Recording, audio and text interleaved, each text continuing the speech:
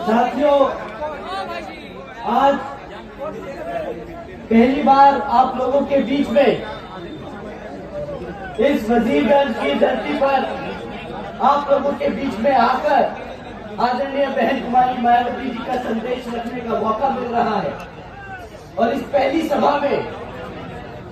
इस पहली बार यहाँ सभा में आने का शामिल होकर जिस संख्या में यहाँ पर हमारे बड़े बुजुर्ग, हमारी माताएं बहनें, मेरे सभी युवा साथी भाई, आप सब जो इतनी बड़ी संख्या में आदरणीय बहन कुमारी मायावती जी का संदेश सुनने आए, तो उसके लिए मैं आप सभी का तहे दिल से आभार प्रकट करता हूं। साथियों, वैसे तो आप लोगों को विदित है कि इस समय यहाँ पर आपके बिहार प्रदेश में विधानसभा के आम चुनाव हो रहे हैं, जिसमें हमारी पार्टी ने भी अपने उम्मीदवार चुनाव के मैदान में उतारे हैं, जिन्हें जिताने के लिए आप लोग दिन रात मेहनत कर रहे हैं। और इसके लिए मैं भी आप लोगों से अपील करने के लिए यहाँ आज आया हूँ। और इस संबंध में कुछ जरूरी बातें आप लोगों के बीच में रखने से पहले मैं हमारे देश में समय समय पर जन्मे दलित, आदिवासी एवं अन्य पिछड़े वर्गों में जन्मे हमारे महान संतों, गुरुओं व महापुरुषों में भी खासकर महात्मा ज्योतिबा फूले, छत्रपति शाहू जी महाराज, श्री नारायण गुरु, बाबा साहब डॉक्टर भीमराव अंबेडकर जी एवं मान्यवर साहब श्री काशीराम जी को पूरे दिल से नमन मैं अपनी श्रद्धा अर्पित करता हूं।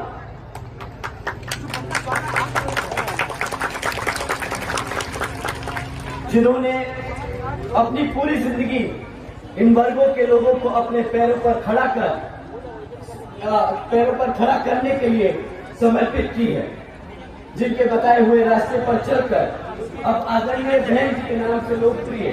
आदरणीय बहन कुमारी मायावती जी का भी मैं पूरा आदर सम्मान करता हूं। जिन्होंने अनेकों कष्ट झेलकर अपनी पूरी जिंदगी इनके अधूरे रहे कारवां को मंजिल तक पहुंचाने के लिए समर्पित की है, जिनके मार्गदर्शन एवं दिशा निर्देशन में मैं अपने यहाँ बिहार प्रदेश में हो रहे विधानसभा आम चुनाव के संबंध में ये कहना चाहूंगा कि हमारी पार्टी यहाँ विधानसभा आम चुनाव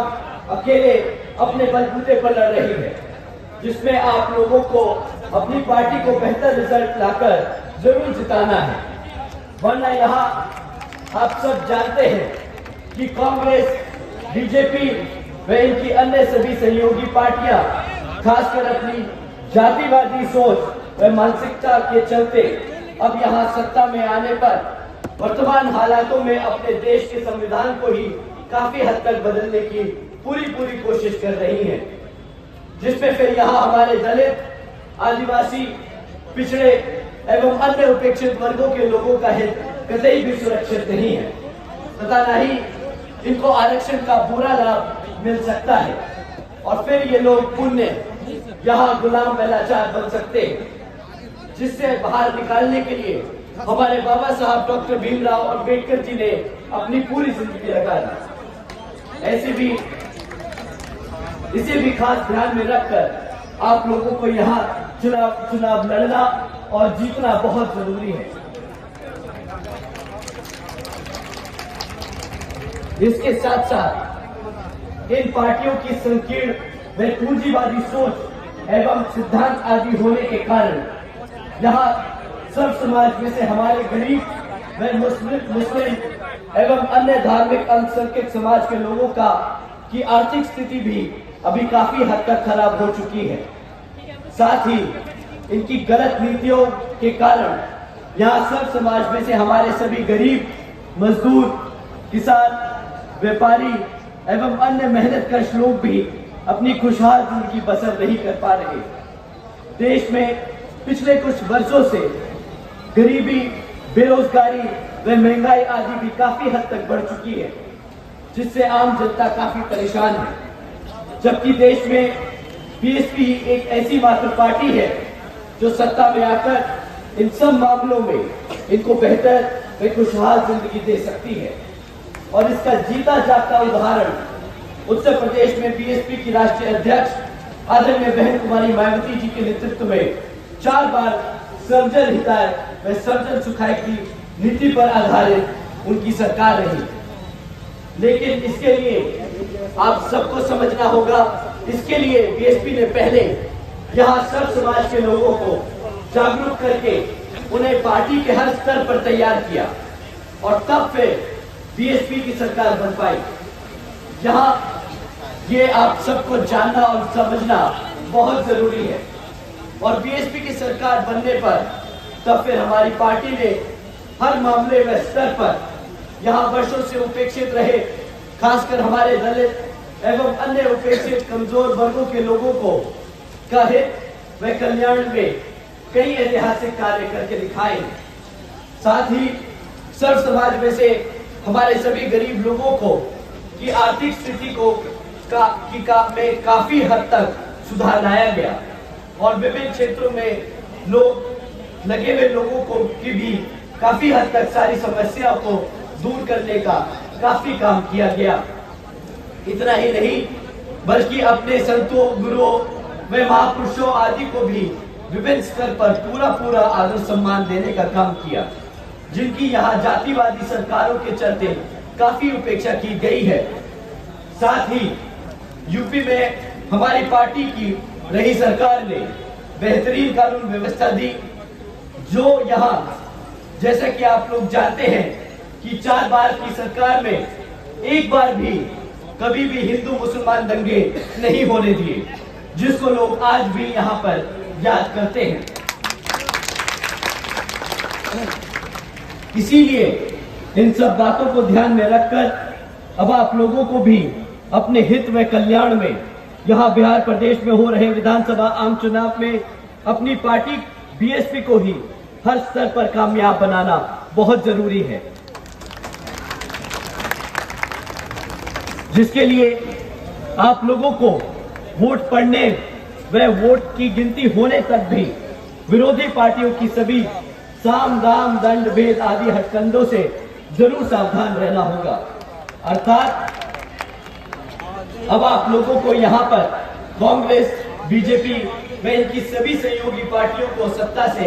आने में जरूर रोकना होगा, जिनकी सरकारों को आप लोग यहाँ पर कई वर्षों से आजमा चुके हैं और अब आप लोगों को उनको और आजमाने की जरूरत नहीं। ऐसे में अब आप लोगों को यहाँ अपनी पार्टी बीएसपी को ही कामयाब बनाना बहुत जरूरी हो चुका है। जिंदाबाद जिंदाबाद जिंदाबाद जिंदाबाद। और इसके लिए अब आप लोगों को यहाँ वोटिंग वाले दिन ईवीएम में अपनी पार्टी के हाथी चुनाव चिन्ह के सामने वाले बटन को दबाकर अपने उम्मीदवार उर्फ चिंटू भैया जी को जरूर जिताकर पटना विधानसभा भेजने का काम करना होगा। साथियों,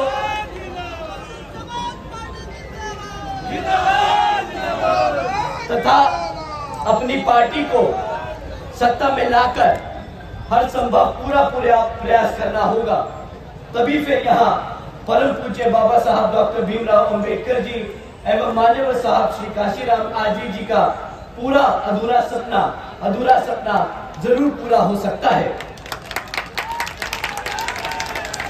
इसी खास अपील के साथ, मैं उम्मीद के साथ मैं आप सभी का धन्यवाद करता हूं और आप सभी का एक बार फिर से आप सभी से अपील करता हूं कि आप अपने चिंटू भैया जी को हजारों और लाखों की संख्या में वोट डालकर यहाँ पर विजय बनाकर पटना भेजने का काम करेंगे। अपनी इसी अपील के साथ अपनी बात और इसके साथ साथ यहाँ पर गया कि सारी विधानसभा में आप सभी के जितने भी रिश्तेदार हैं वहां पर आप फोन कर उनसे बात कर हाथी के सामने वाले चिन्ह को बटन दबाकर अपने सभी प्रत्याशी को जिताकर विधानसभा भेजने का काम करें। इसी अपील के साथ मैं अपनी बात यही समाप्त करता हूं। जय भीम, जय भारत।